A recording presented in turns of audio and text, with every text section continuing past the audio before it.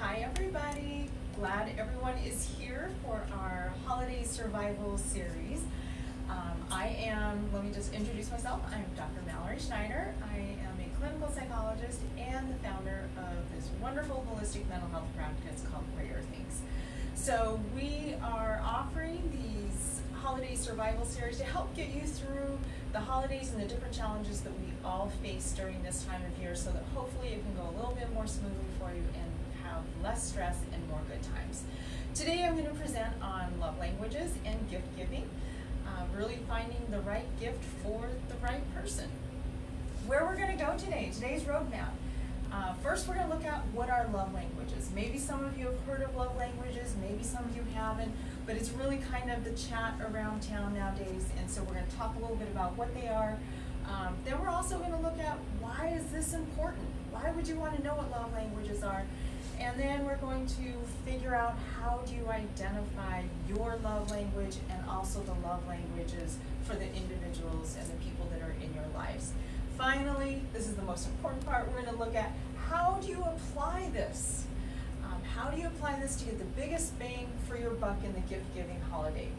I know we're just coming off of Black Friday, today's Cyber Monday, so hopefully you've still got a little bit of shopping left to do if you're like most of us, and this will help guide you in maybe spending less money and actually getting the gift right this year. So let's just start, first of all, with looking at the 5 love languages. There's 5 of them, and we're going to go over each one of them. Got to give credit to Dr. Gary Chapman. He is the author of the 5 love languages, and you can see from the slide here that he has written a plethora of books on how you can apply the 5 love languages. I started off with looking at the love languages within couples, and then it's moved on to different areas, kids, teenagers. I've even seen this applied to love languages at work. So if any of you are out there in executive or leadership roles, this is something that we can help you with at Greater Things to help you speak and identify with your employees on how to move them ahead to the places you'd like them to be. So what are love languages exactly? Love languages are the ways that we show love and the way we interpret love back. So basically, it is the language that we speak when expressing love. If you've ever had that situation where maybe you are a gift giver, and we're going to get into that in a little bit, but maybe you love gifts. You love it when somebody gives you a gift, and so you're always out and about and shopping, and you find something that you think is just going to be so perfect and make somebody so excited to get it, and you take it home and you give it to them, and okay, thank you, and maybe you feel a little bit let down because of their response. Maybe that's not their love language. So let's back up just a little bit and talk about why love languages is so important. And there's a lot of research out there. I'm very empirically driven. I'm a nerd when it comes to research. And so we're going to tie some of that into this, because I want you to understand that what we do here isn't just flippant, but it's really, really research-based. So psychologists have noticed that the need to feel loved is the primary emotional need in all human beings. And I'm just going to let you sit with that for just a little bit and just think about that feeling of being loved. Think about the times when you felt disappointed. It probably goes all the way back to, I don't feel loved. So we all need to feel known, wanted, and to feel like we belong. Nothing else matters if we don't have those things in our lives and in our relationships. So this right here is your love tank.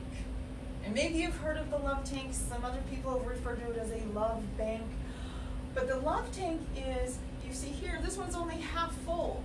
But we all have this deep need inside to be fulfilled. And so our love tank is just waiting to be filled. The love tank gets filled when we experience feelings of being loved. Makes sense, right? So I equate this a little bit, I'm a car junkie, I love my car.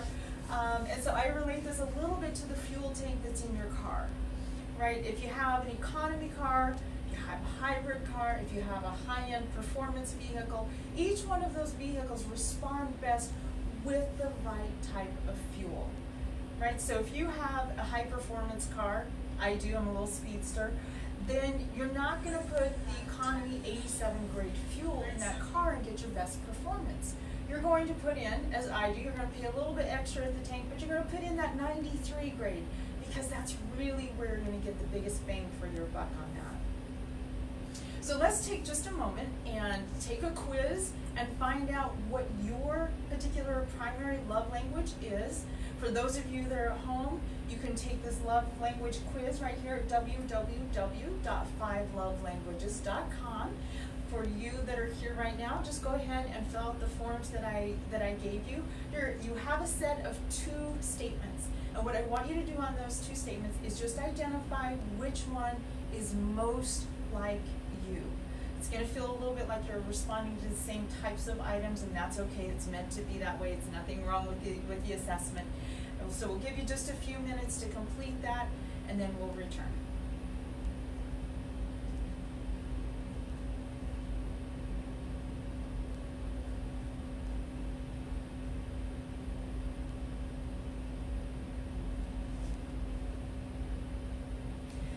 Okay, so now we're back.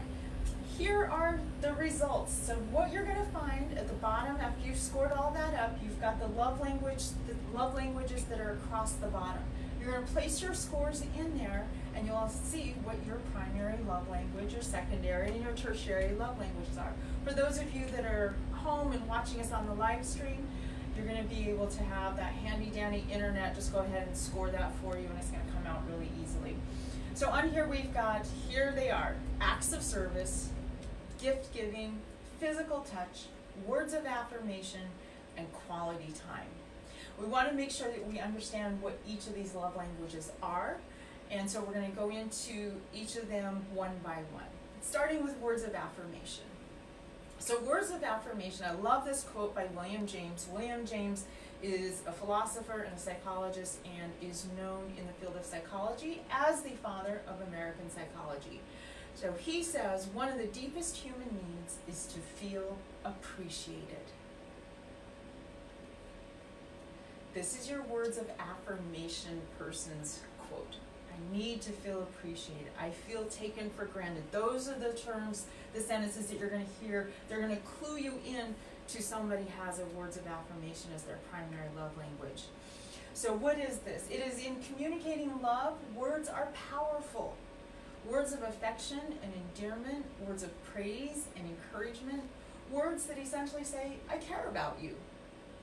Such words are like a gentle, warm rain falling on the soul. They nurture one's inner sense of worth and security.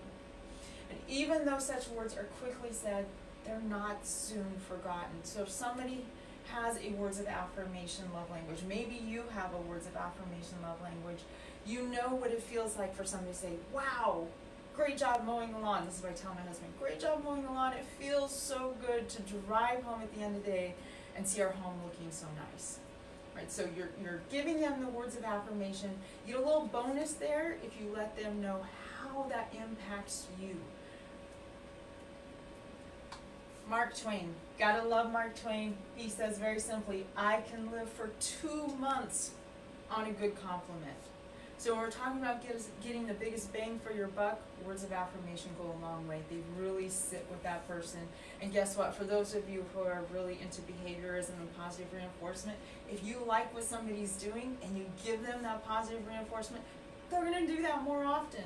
If you fail to give them those words of affirmation, that positive reinforcement, you might not get that same service from them. So how do you use words of affirmation knowledge in your own gift giving? Here are some ideas. So if you've identified that somebody in your life is a words of affirmation person, here are some things that you can do that's going to communicate to them in their love language that you care about them and that you love them. One is you can scrapbook your love story. So this is really awesome for couples who've been together for any period of time. I've done this for my husband on a number of different ways. We've been renovating a house. We will always be renovating this house, I think, but a couple of years ago, after our first year of renovations, I put together a scrapbook of all of the different stages of his hard work on our home, and that is at our house to this day. It's always fun to bring out and show people, and each time I get to show that to people, It's another expression of words of affirmation to my husband because he gets to hear me praise all of his hard work and his talent and skill that I just don't have. Another thing here is an original poem or song. It might sound a little corny, might sound a little cheesy, you may not have the best lyrical ability, but it doesn't matter because it's what you're telling that person, right? It's coming from your heart, it's coming from your soul. You're letting them know, I thought about you and this is tailor-made for you. You can't get this on Etsy, you can't get this anywhere else. This comes directly from your heart. Another fun thing is a decorative box or jar filled with all the things that you love about that person. So this can actually turn into a year-long accumulation of a gift that you can wrap up very pretty in a jar, put some ribbon on it, little slips of paper, and hand that to a person. A fun thing on this one, although words of affirmation is not my primary love language, I definitely relate to words of affirmation. My goodness, several years ago, my children were flying back during the holidays from Utah. They got stranded in the Denver airport, and they spent that time, 12 hours, if you can believe it. They spent 12 hours at the Denver airport.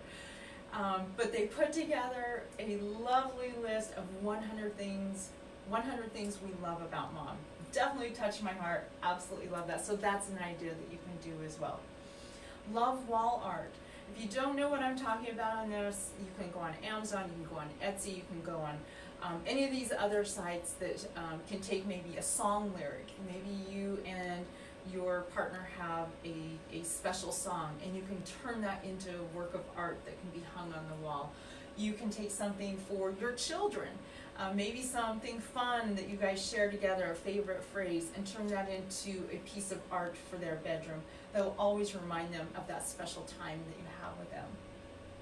Playlist of songs that remind you of that person. So for those of us that are like my age, this goes back to the great, fantastic mixtape. Nowadays you can do an electronic playlist, maybe even write it down for that person, but really, really great to know, for that other person to know that when you hear this song, it makes you think of me. Wow, I love that. And then finally, it's just the perfect card. Cards sometimes get a bad rap. And yeah, they're kind of expensive as far as a piece of paper goes, but words of affirmation, it goes a long ways. So spend some time at the card store. Look over things. Don't just haphazardly go and grab one that says, you know, happy holidays, but find something that really speaks the words that are in your heart, especially if you're not so great at creating an original. The next love language is quality time. Lovely quote on this, and I have nobody that I can say gave me this quote. This is something I found online. It says, I'm not looking for someone who has everything, but someone who has time to spend with me more than anything. So this is a great gift, particularly if you are on a little bit of a tight budget. Time doesn't cost you anything except your time. The key word here is quality. So it's not just time. I know in today's life we are so busy and multitasking and our attention is all over the place. This is where mindfulness can really come into play. And here at Greater Things, we do a lot of different things to help people learn and exercise mindfulness in their daily life. Mindfulness is not just sitting down for 20 minutes and doing some yoga or meditation. Mindfulness is a skill that you take with you into every single situation. So mindfulness in quality time comes into giving that person your undivided attention. That means turn off the football game. That means, you know, put down your electronics. Don't look at your text messages. Don't pick up Facebook, but just really be with that person. It is togetherness. So this togetherness is being deliberate. It's not the, oh, by the way, let's go out tonight. It's setting aside special time, letting that person know you are important enough to me that I want to spend time with you. And this is something, again, couples or even with your children. I had to do this with my children as a single mom, working on creating my business. Didn't have a whole lot of time, but my children were so important to me. And so we carved out special time for my daughter, for instance. It was Saturdays after I got off of work at 2 o'clock. From 2 o'clock on, for not 2 o'clock on, but from 2 till about 4 or 5 o'clock, that was our time. We got to go do a late lunch, we'd go to the pet store, whatever it was that she loved to do, we did. And that quality time was deliberate. It was something she knew was important to me. It's also being mentally present, which I've talked about. That is, put aside whatever thoughts are going on. Don't run down your day and what's been happening in the back of your mind while acting like you're with that person. Really be present. A couple of tips to do that. Some physical touch. Reach out and touch that person. Look them in the eye. Repeat back what you heard them say. Not necessarily for verbatim, but just do a little reflecting. These are communication skills that we do practice and we do coach people on in our couples therapy and in our group therapy sessions. We've got a great men's group where we do some role playing and really learn how to do that eye contact and being mentally present. And then the be affectionate. Again, it's physical touch. It can be certain pet names that you might have, nicknames for your kiddos. Kiddos is one of my pet names for mine. But bring in some lightness and some affection. All right, so now how in the world do you do this in gift giving? So quality time gifts. One, a vacation getaway. Now this is something that you can go, well, I'll share with you something I did a few years ago was my husband, we had talked about doing some deep sea diving or fishing, which we thought would be really fun. And so in order to present the gift in kind of a fun way, I did a photo page, a scrapbook page, with little blank spots ready for the pictures that we take from our fishing trip, and just designed it with some little fishing scrapbooking details that you can pick up at Michael's and whatever. And so that was wrapped up and that was given to him as a gift, something to look forward to as a vacation getaway. Board games. Now, this might seem a little silly, and I know sometimes board games can get a little bit competitive and fights can break out or whatever, but board games really are great for that quality time together, because the TV is off, you're not just sitting in front of a screen playing a video game, it's interaction, something that we don't get enough of in today's world. So board games, it takes that time. I don't know if you all have seen, there is a new Monopoly game, I think it's called the longest Monopoly game ever. They say it takes at least one entire day to get through. It is a double board, so you go around the board twice. There's a perimeter and then an outline around that perimeter, and only one die. So it will take forever. Maybe not that much quality time, but hey, board games are great. Certificate for classes together. So again, this is quality time. With this, please keep in mind these are classes that the other person might enjoy doing, not necessarily classes that you want to do and then you end up dragging them along. And a certificate for a favorite hobby. Know what the person likes to do. Shop around. Groupons are great too. Hey, who cares if it's a Groupon? You're saving money and they're still getting some time to participate in their favorite hobby. Or maybe even something they haven't tried yet that they think would be a great hobby. Got my hubby a saxophone for his birthday last year. Something that I had recalled he said he wanted to try in high school, hadn't had the opportunity to do that. And so that was kind of a fun little thing there to chip in with his sons, got him the saxophone and also some music lessons. So be creative, just kind of listen throughout the year, jot these things down so that come holiday time, you're prepared to do some really neat things with quality time gifts. Marilyn Monroe. So the gifts love language. Yes, there is a gifts love language. Diamonds are a girl's best friend. What do you think Marilyn liked? She liked gifts, right? We got the Santa Baby song and all the things that she wants Santa to bring her. People who have the gift love language sometimes get a bad rap. They can sometimes be seen as surface level, materialistic. Not true. No judgment. Gifts are great. Because remember, that person that's got a gift love language are the ones who are getting you lots of stuff too. So with the gifts, the receiver of gifts thrives on the love, thoughtfulness, and effort behind the gift. This is so key. So it's not the price tag that is on that gift that makes this important. It is, did you think about that person? Did you think about the things that they like, that they love, that interest them? Whatever it is, it's got to have the heart in it. So you don't necessarily have to go to Tiffany's for the person in your life whose primary love language is gift. It just needs to come from your heart. The perfect gift or gesture demonstrates being known, cared for, and prized above whatever was sacrificed to give the gift.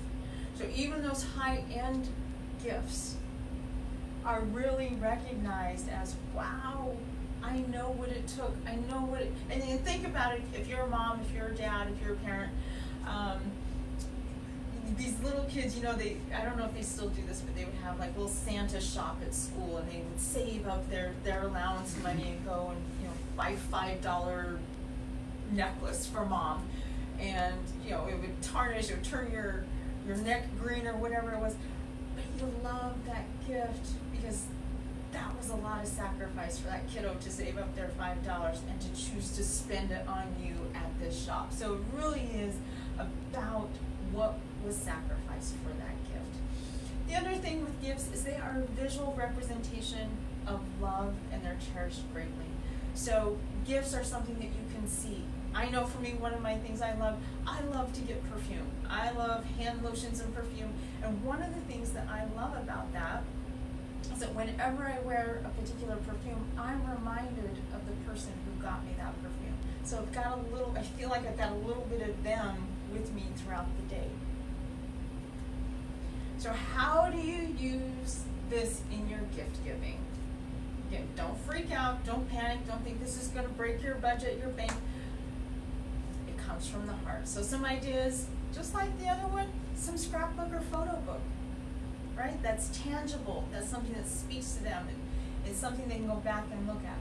Tickets to a favorite event, homemade gifts, jewelry, all these things, something that is tangible that person can look at and they know that it came from your heart and they know what it took for you to give them that gift. Next we have acts of service. And the person who has acts of service as their primary love language, they're going to be one of these people who are like, actions speak louder than words. You can talk the talk, but can you walk the walk? Right, so they like to have things done for them. I don't know if you've picked up on this, but you can identify, you did your assessment, so you identified what your primary love language is. You can do a pretty good job, if you're noticing, if you're being mindful, you can do a pretty good job of identifying anybody's love language by seeing what they do for you. So if you have somebody in your life who's always willing to help out, who's jumping to get things done before you even have to ask them, acts of service is probably their primary love language or their secondary love language. So actions speak louder than words. Service to make life easier for the other person.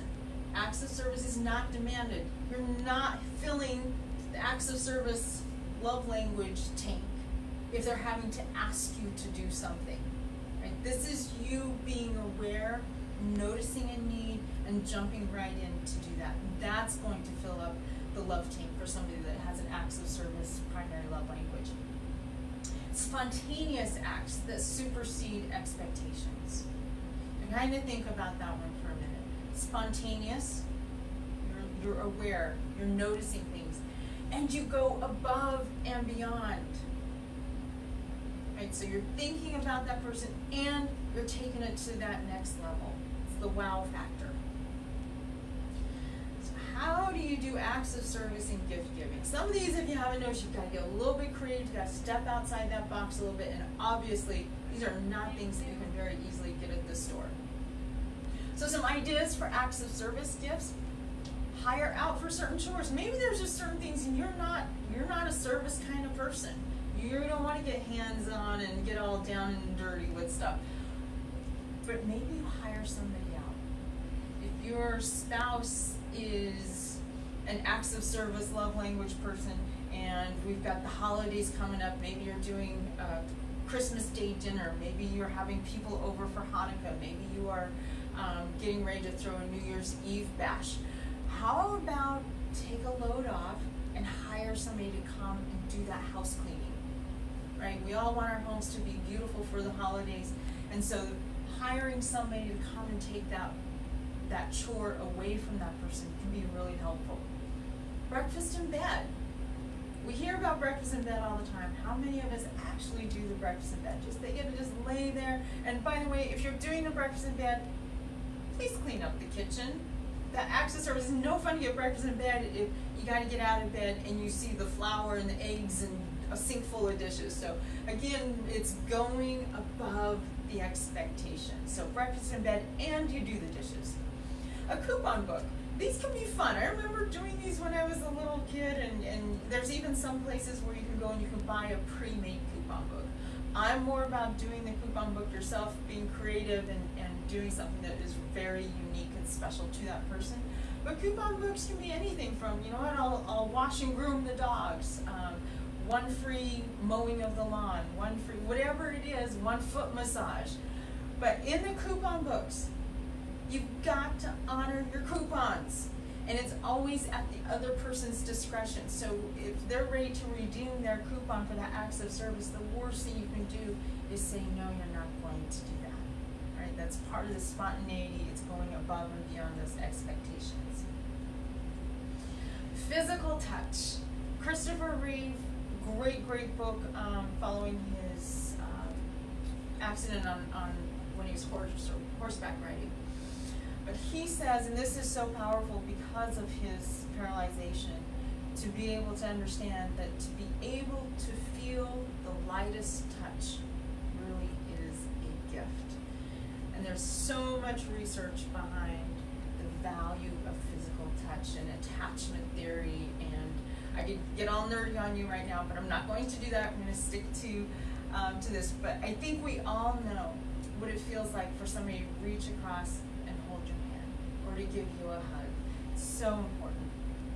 And if we get into the brain physiology on this, there are tactile receptors in our skin that send impulses to the brain that causes pleasure. So there's all kinds of endorphins, dopamine that goes off in your brain that says, that feels good. Physical touch includes hugs, pats on the back, hand holding. Nothing more important than those tender touches. Doesn't take much. My new poem that I fell in love with by John Keats, What Can I Do to Drive Away? This quote, touch has a memory. Touch has a memory. That those tactile receptors going up into your brain creates a special spot in your brain of feel goodness and that connection between you and that person that just touched you. So how do you give this as a gift? Here are some ideas. Massage certificate. No, that's not you touching them, but that person has receptors for that tactile feeling and it feels good. A shaving kit, pottery class, kind of think about, what was that old movie, Ghost, sitting there and I don't even know what it's called, pottery making on the wheel with the mud and the touch of that on your hands. A weighted blanket. These are a bit of a rage right now. Not sure if you know about them, maybe you've heard about them, maybe you thought, what is a weighted blanket? That sounds odd. Weighted blankets were first used actually with horses, and I don't need to go into all of that, but then they found that for individuals who are on the autism spectrum, that they can't quite tolerate the physical touch, but if they put these weighted blankets on them, they got that same sense of safety and security. And so we have found weighted blankets to be extremely helpful for anybody who has some anxiety or just is feeling a little bit insecure. You can buy weighted blankets online, you can get on at the drugstore, but they really do feel great, and they just give that impression that somebody's holding me and wrapping me up. A cozy sweater, I know we live in Florida, but you know, it's gonna be chilly tomorrow if you haven't checked it out. But a cozy sweater, something you can just kind of go like this and it just feels really good. And finally, a pet. Obviously, if you're a grandparent, check with the parents before you go and get your little grandkid a pet. That might not be the best option.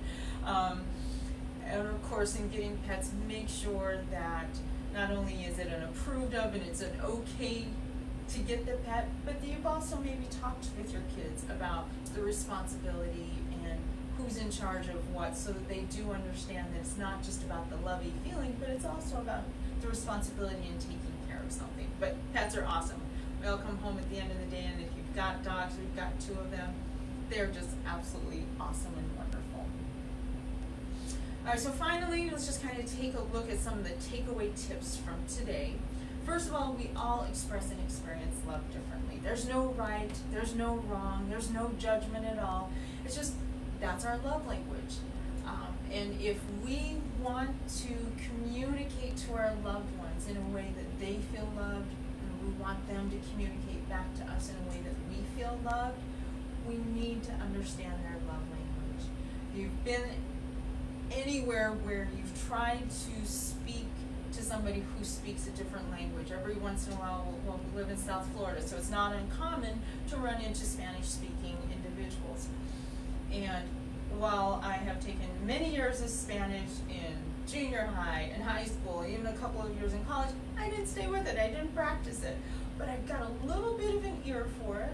I can pick up a few of the words, and so I can sort of communicate in Spanish, not really great, because that's my secondary language. If I'm speaking to somebody and their primary language is Spanish, as long as I can understand a little bit of it, that communication is going to go okay. But if I insist on speaking my English to this person who doesn't speak English, we're not going to have that connection. It's not going to be a good communication. So it's really important to understand, what is your love language? Let the people in your life know what your love language is, because they want you to feel loved. They're not getting it wrong on purpose, but express to them, here's how I feel loved. Here's what I need to feel love from you.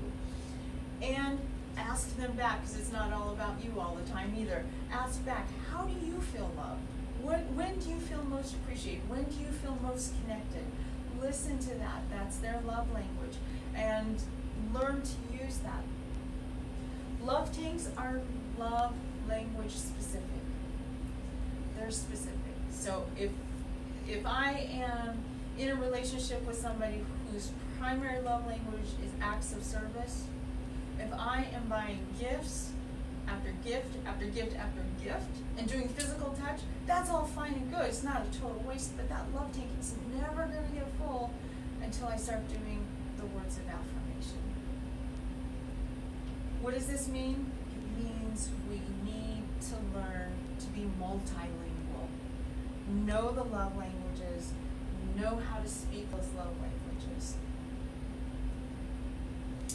So, want to know more? I teased you a little bit with the love languages, and this is just about how you can use those for gift giving. But love languages are so important in our everyday relationships and in our most important relationships. They are the key to having fulfilling relationships. Some of the ways that we can help you out with that, there's a little bit of a plug for Greater Things, but I love what we do here. So we do offer individual therapy. Maybe that's to help you get to know who you are.